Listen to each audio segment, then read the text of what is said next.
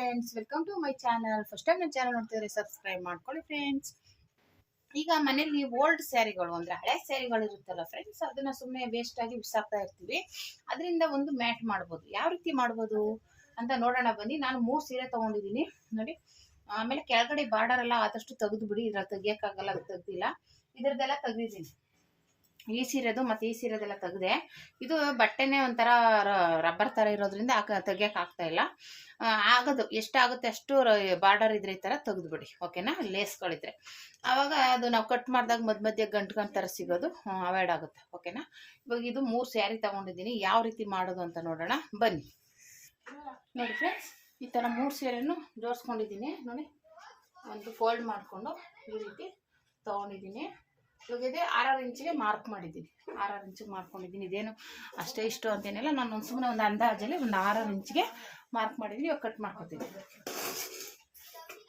ಅದು ಸ್ವಲ್ಪ ದಪ್ಪ ಇರುತ್ತೆ ಬಟ್ಟೆ, ನೋಡ್ಕೊಂಡು ಕಟ್ ಮಾಡ್ಕೊಳ್ಳಿ, ಇಲ್ಲ ಒಂದೊಂದೇ ಕಟ್ ಮಾಡಿ, ಓಕೆನಾ. ನೋಡಿ ಫ್ರೆಂಡ್ಸ್, ಈ ಥರ ಜೋಡಿಸ್ಕೊಂಡು ನಿಧಾನಕ್ಕೆ ಎಲ್ಲನೂ ಕಟ್ ಮಾಡ್ಕೋಬೇಕು. ನಾನೊಂದು 6 ಇಂಚಿಗೆ ಮಾರ್ಕ್ ಮಾಡ್ಕೊಂಡಿದ್ದೀನಿ. ಇದೇನು ಇಂಚು ಅಂತ ಏನಿಲ್ಲ, ಸುಮ್ಮನೆ ಒಂದು ಅಳತೆಗೆ ಕಟ್ ಮಾಡ್ಕೊಂಡ್ರೆ ಸಾಕು. ಎಲ್ಲನೂ ಈ ರೀತಿ ಫೋಲ್ಡ್ ಮಾಡ್ಕೊಂಡ್ಬಿಟ್ಟು, ಇಲ್ಲಾಂದರೆ ಸಿಂಗಲ್ಲಾಗೆ ಇಟ್ಕೊಂಡು ಕಟ್ ಮಾಡ್ಕೊಳ್ಳಿ. ಯಾಕೆಂದರೆ ಜಾಸ್ತಿ ಮಂದ ಆಗ್ಬಿಡುತ್ತೆ ಅನ್ನೋದಾದರೆ ಡಬಲ್ ಫೋಲ್ಡ್ ಮಾಡ್ಕೊಳ್ಳಿ. ನಾನು 3 ಫೋಲ್ಡ್ ಮಾಡಿರೋದ್ರಿಂದ ಅದು ಕಟ್ ಮಾಡೋಕ್ಕಾಗ್ತಾಯಿಲ್ಲ. ಡಬಲ್ ಫೋಲ್ಡ್ ಮಾಡಿಕೊಂಡು ಇದೇ ರೀತಿ ಮಾರ್ಕ್ ಮಾಡಿಕೊಂಡು ಕಟ್ ಮಾಡ್ಕೊಳ್ಳಿ. ಎಲ್ಲನೂ ಕಟ್ ಮಾಡ್ಕೊಂಡಾದ್ಮೇಲೆ ಎಲ್ಲನೂ ಫುಲ್ಲು ಜೈಂಟ್ ಮಾಡ್ಕೋಬೇಕಾಗುತ್ತೆ. ಜೈಂಟ್ ಅಂದರೆ ಇಲ್ಲಾಂದರೆ ನಾಟ್ ಹಾಕ್ಕೊಳ್ಳಿ. ಸಣ್ಣದಾಗಿ ಕಟ್ ಮಾಡಿದ್ರೆ ನಾಟ್ ಹಾಕ್ಕೋಬೋದು. ಸ್ವಲ್ಪ ಅಗಲ ಆದರೆ ಬಟ್ಟೆ ದಪ್ಪ ಆಗುತ್ತಲ್ವ ನಾಟ್ ಹಾಕಿದ್ರೆ. ಹಂಗಾಗಿ ಈ ಥರ ಜೈಂಟ್ ಮಾಡ್ಕೊಂಬಿಟ್ರೆ ಅವಾಗಿನ್ನೂ ನಾಟೆಲ್ಲ ದಪ್ಪ ಆಗುತ್ತಲ್ಲ, ಆ ಥರ ಬರೋಲ್ಲ ಸ್ಟಿಚಿಂಗ್ ಹಾಕಿದ್ರೆ. ಸ್ಟಿಚಿಂಗ್ ಇದ್ದರೆ ಆ ಥರ ಹಾಕ್ಕೊಳ್ಳಿ. ಇಲ್ಲ ನೀವು ನಾಟ್ ಹಾಕ್ತೀನಿ ಅಂದರೆ ಸಣ್ಣದಾಗಿ ಕಟ್ ಮಾಡ್ಕೊಳ್ಳಿ. ಅವಾಗ ಏನಾಗುತ್ತೆ, ನಾಟ್ ಹಾಕಿದ್ರೂ ಅದು ಕಾಣಿಸಲ್ಲ, ಓಕೆನಾ. ಎಲ್ಲ 3 ಸೀರೆನೂ ಇದೇ ರೀತಿ ಕಟ್ ಮಾಡ್ಕೊಂಡಿದ್ದೀನಿ ನಾನು. ಇವಾಗ ಇದನ್ನೆಲ್ಲ ಫುಲ್ಲು ಜೈಂಟ್ ಮಾಡ್ಕೊತಾ ಇದ್ದೀನಿ. ಎಲ್ಲ ಪೀಸನ್ನು ಹಾಗೆ ಜೈಂಟ್ ಮಾಡಿ ಒಂದು ಲೆವೆಲ್ಗೆ ಇಟ್ಕೊಂಡ್ಬಿಡಬೇಕು. ಕಟ್ ಮಾಡಿದ್ದೀವಲ್ಲ, ಒಂದೊಂದು ಸೀರೆದೂ ಒಂದೊಂದು ಕಲರ್ದು ಒಂದೊಂದು ಕಡೆಗೆ ಜೈಂಟ್ ಮಾಡಿ ಇಟ್ಕೊಂಡಿದ್ದೀನಿ.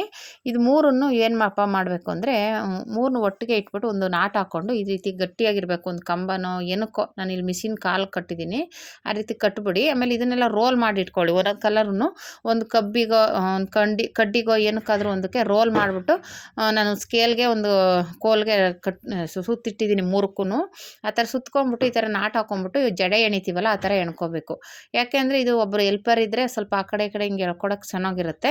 ಇಲ್ಲಾಂದ್ರೆ ನಾನು ಒಬ್ಬಳೇ ಮಾಡ್ತಾಯಿದ್ದೀನಿ, ಯಾರೂ ಇರಲಿಲ್ಲ ನೋಡಿ. ಈ ರೀತಿ ಆ ಕಡೆ ಈ ಕಡೆ ಅದನ್ನ ಜಡೆ ಎಣಿತೀವಲ್ಲ ಅದೇ ರೀತಿ ಆ ಕಡೆ ಈ ಕಡೆ ಎಳ್ಕೊಂಡು ಹಾಕ್ಕೋಬೇಕಾಗುತ್ತೆ. ಯಾಕೆಂದರೆ ದಪ್ಪ ಬಟ್ಟೆ ಜಾಸ್ತಿ ಇರೋದ್ರಿಂದ ಈ ಥರನೇ ಮಾಡಬೇಕು. ಇಲ್ಲಾಂದರೆ ಯಾರು ಎಲ್ಪರ್ ಇದ್ದರೆ ಮಾಡಿಸ್ಕೋಬೋದು.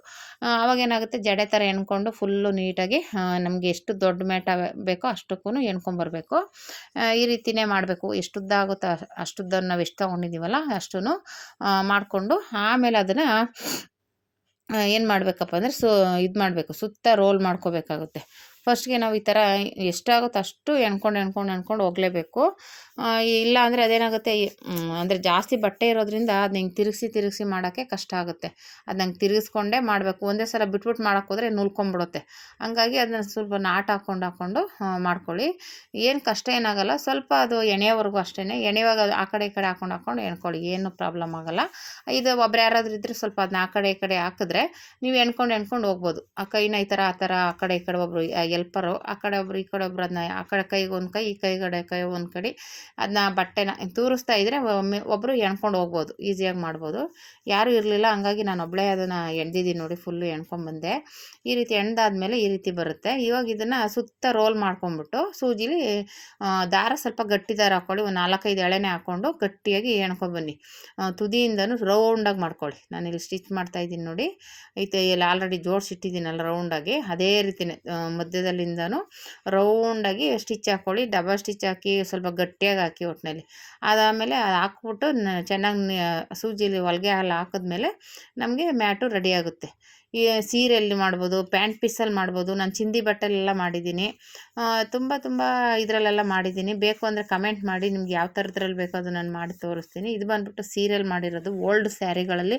ಇವಾಗ ಎಷ್ಟೋ ಸೀರೆಗಳು ಹಾಗೆ ಬಿದ್ದಿರುತ್ತೆ, ಸುಮ್ಮನೆ ಬಿಸಾಕಿರೋ ಬದಲು ಈ ಥರ ರೆಡಿ ಮಾಡ್ಕೊಳ್ಳಿ. ಅದು ನಾವೇ ಮಾಡಿದ್ದೀವಿ ಅಂದರೆ ಏನೋ ಒಂಥರ ಖುಷಿ ಇರುತ್ತೆ. ಅದು ನಮ್ಮ ಮನೆಗೆ ಅನ್ನೋದು ಒಂಥರ ಖುಷಿಯಿಂದ ಮಾಡ್ಬೋದು. ಹಳೆ ಸೀರೆಲ್ ಮಾಡಿದ್ದೀವಿ ಅಂತ ಬಂದವ್ರಿಗೂ ಹೇಳೋಕ್ಕೆ ಖುಷಿ ಆಗುತ್ತೆ. ನಾವು ಉಳ್ದಿರೋ ಸೀರೆಯಲ್ಲಿ ಈ ಥರ ಮಾಡಿದ್ದೀವಿ ನೋಡಿ ಎಷ್ಟು ಚೆನ್ನಾಗಿದೆ ಅಂತ ಹೇಳ್ಕೊಳ್ಳೋಕ್ಕೆ ಒಂಥರ ಒಂಥರ ಖುಷಿ ಆಗುತ್ತಲ್ವಾ. ಮನೆಗಂತೂ ಬೇಕೇ ಬೇಕು. ಮನೆಗಳಲ್ಲಂತೂ ಬಚ್ಚಲ ಮನೆಗೊಂದು, ಅಡುಗೆ ಮನೆಗೊಂದು, ಹಾಲ್ಗೊಂದು ಈ ಥರ ಮ್ಯಾಟ್ ಅಂತೂ ಬೇಕೇ ಬೇಕು. ಹಂಗಾಗಿ ನಿಮ್ಮ ಹತ್ರ ಎಷ್ಟು ಸೀರೆ ಇದ್ರೂ ರೆಡಿ ಮಾಡಿ ಇಟ್ಕೊಂಡ್ಬಿಟ್ರೆ ಫ್ರೀ ಇದ್ದಾಗೆಲ್ಲ ಈ ರೀತಿ ಕಾಲು ಒರ್ಸೋಕ್ಕೆ ಒಂದು ಹಾಕಿದ್ರೆ ಇನ್ನೊಂದು ವಾಶ್ ಮಾಡ್ಬೋದು, ಇನ್ನೊಂದು ಹಾಕಿದಾಗ ವಾಶ್ ಮಾಡಿ ಎತ್ತಿಟ್ಕೊಬೋದು. ಆ ಥರ ಮಾಡ್ಕೋಬೋದು ನೋಡಿ. ಆ ಥರ ಎಷ್ಟು ಸೀರೆ ಇದ್ರೂ ರೆಡಿ ಮಾಡ್ಕೋಬೋದು. ಸೀರೆ ಆಮೇಲೆ ಪ್ಯಾಂಟಲ್ಲೂ ಮಾಡ್ಬೋದು. ಅದು ನೆಕ್ಸ್ಟ್ ವೀಡಿಯೋದಲ್ಲಿ ತೋರಿಸ್ತೀನಿ ಪ್ಯಾಂಟಲ್ಲಿ ಯಾವ ರೀತಿ ಮಾಡೋದು ಅಂತ. ಪ್ಯಾಂಟಲ್ಲಿ ತುಂಬ ಈಸಿಯಾಗಿ ಮಾಡ್ಕೋಬೋದು. ಅದನ್ನು ಅಷ್ಟೇ. ಇದು ಸ್ವಲ್ಪ ಈ ರೀತಿ ಮಾಡೋದಕ್ಕೆ ಒಂಚೂರು ರಿಸ್ಕ್ ಅನಿಸ್ಬೋದು. ಪ್ಯಾಂಟಲ್ಲಿ ಈಸಿಯಾಗಿ ಮಾಡ್ಕೋಬೋದು ನೀವು. ಆದರೆ ಇದು ಸೀರೆದಾಗಿರೋದ್ರಿಂದ ಹಿಂಗೆ ಮಾಡಬೇಕು. ಅದನ್ನು ಆ ಥರ ಮಾಡೋಕ್ಕೆ ಹೋದರೆ ಅದು ಚೆನ್ನಾಗಿರಲ್ಲ, ಆಮೇಲೆ ನೀಟಾಗೂ ಇರಲ್ಲ. ಪ್ಯಾಂಟಲ್ಲಾದರೆ ಸ್ವಲ್ಪ ಬಟ್ಟೆ ದಪ್ಪ ಇರುತ್ತೆ. ಅದು ಬೇರೆ ಡಿಸೈನಲ್ಲಿ ಮಾಡಿದ್ರೆ ಚೆನ್ನಾಗಿರುತ್ತೆ. ಓಕೆನಾ. ಅದನ್ನು ನೆಕ್ಸ್ಟ್ ವೀಡಿಯೋದಲ್ಲಿ ಹಾಕ್ತೀನಿ ಪ್ಯಾಂಟಲ್ಲಿ ಯಾವ ರೀತಿ ಮಾಡೋದು ಮ್ಯಾಟ್ನ ಅಂತ. ಇದನ್ನು ಇದೇ ರೀತಿ ನಾನು ಇಲ್ಲಿ ತೋರಿಸ್ತಾ ಇದ್ದೀನಲ್ಲ ಹಂಗೆ ರೌಂಡ್ ಮಾಡ್ಕೊಂಡು ನೀಟಾಗಿ ಸೂಜಿಲಿ ನಾಟ್ ಹಾಕ್ಕೊಂಡು ಸ್ಟಿಚ್ ಮಾಡ್ಕೊಳ್ಳಿ. ಅದು ಏನೇ ಆದ್ರೂ ಸ್ವಲ್ಪ ಜಾಸ್ತಿ ಹತ್ರನೇ ಹಾಕಿ, ಆಮೇಲೆ ನಾಟು ಸ್ವಲ್ಪ ಅಲ್ಲಲ್ಲೊಂದು ಹಾಕ್ತಾನೆ ಇರಿ.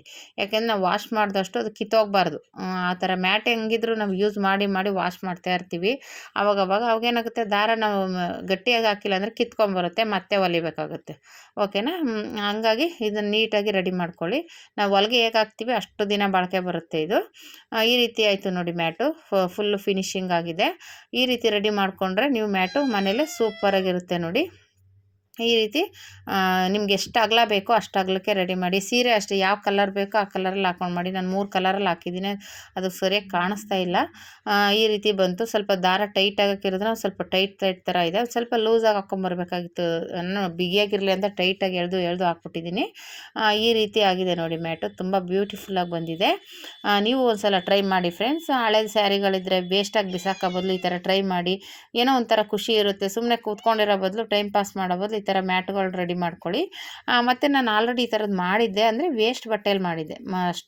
ಹಳೆ ಪೀಸ್ಗಳು ಉಳಿದಿರುತ್ತಲ್ಲ ಅದನ್ನೆಲ್ಲ ಜೈಂಟ್ ಮಾಡಿಕೊಂಡು ಮಾಡಿದ್ದೆ. ತುಂಬ ಚೆನ್ನಾಗಿ ಬಂದಿತ್ತು. ಅದು ಒಂದು ಹೆಚ್ಚು ಕಮ್ಮಿ 2 ವರ್ಷನೇ ಆಗೋಯ್ತು. ಅದ್ರದ್ದು ಪೀಸ್ ಇದು ಬಂದ್ಬಿಟ್ಟು ಚಿಂದಿ ಬಟ್ಟೆಯಲ್ಲೇ ಮಾಡಿರುವಂಥದ್ದು. ಆಲ್ರೆಡಿ ನಾನು ಯೂಸ್ ಮಾಡ್ತಾ ಇರುವಂಥ ಮ್ಯಾಟ್ ಇದು. ಚಿಂದಿ ಬಟ್ಟೆಯಲ್ಲಿ ಮಾಡಿರುವಂಥದ್ದು. ಹಳೆ ಪೀಸ್ಗಳು ಉಳಿದಿರುತ್ತಲ್ಲ ಆ ಪೀಸಲ್ಲಿ ಮಾಡಿರುವಂಥದ್ದು. ಅದೂ ಚೆನ್ನಾಗಿ ಬಂದಿದೆ ಒಟ್ಟಿನಲ್ಲಿ. ಅದು ಬೇಕಂದರೆ ನನ್ನ ಚಾನಲಲ್ಲಿ ಇದೆ, ಅದರದ್ದು ವೀಡಿಯೋ ಹೇಗೆ ಮಾಡೋದು ಅಂತ ಬೇಕಾದರೆ ಹಾಕಿದ್ದೀನಿ, ಚೆಕ್ ಮಾಡಿ. ಮತ್ತು ಇವಾಗ ಆದಮೇಲೆ ನಾನು ಆಲ್ರೆಡಿ ಹೇಳಿದ್ನಲ್ಲ 2 ವರ್ಷ ಆಯಿತು. ಒಂದು ರೆಡಿ ಮಾಡಿದ್ದೆ, ಅದು ಹಳೆ ಪೀಸಲ್ಲಿ ಮಾಡಿದ್ದೆ, ಸೀರಿಯಲ್ ಮಾಡಿರಲಿಲ್ಲ. ಹಳೆ ಪೀಸ್ಗಳು ತೊಗೊಂಡು ಮಾಡಿದ್ದೆ. ಅದ್ರದ್ದು ಒಂದು ಪೀಸು 2 ಆಗಿತ್ತು, ಒಂದು ದೊಡ್ಡದು ಒಂದು ಚಿಕ್ಕದು ಆಗಿತ್ತು. ಆ ಚಿಕ್ಕದನ್ನ ನಾನು ಇಲ್ಲಿ ಐರನ್ ಮಾಡ್ತೀನಲ್ವ, ಐರನ್ ಇಟ್ಕೊಳ್ಳೋಕ್ಕಾಗುತ್ತೆ, ಒಂಥರ ಚೆನ್ನಾಗಿರುತ್ತೆ ಅಂದ್ಬಿಟ್ಟು ಇಟ್ಕೊಂಡಿದ್ದೀನಿ. ಅದು ಇದು ಅಂದರೆ ಅದು ಐರನ್ ಬಾಕ್ಸ್ ಇಟ್ಟು ಹಿಂಗೆ ಆಗ್ಬಿಟ್ಟಿದೆ ನೋಡಿ. ಎಲ್ಲ ಒಂಥರ ಸುಟ್ಟೋದಂಗೆ ಆಗ್ಬಿಟ್ಟಿದೆ. ಅದು ದೊಡ್ಡದಿತ್ತು, ಅದು ಎಲ್ಲ ಹಾಳಾಗೋಯ್ತು. ಅದು 2 ವರ್ಷದ ಮೇಲೆ ಆಗೋಯ್ತು ಅದು.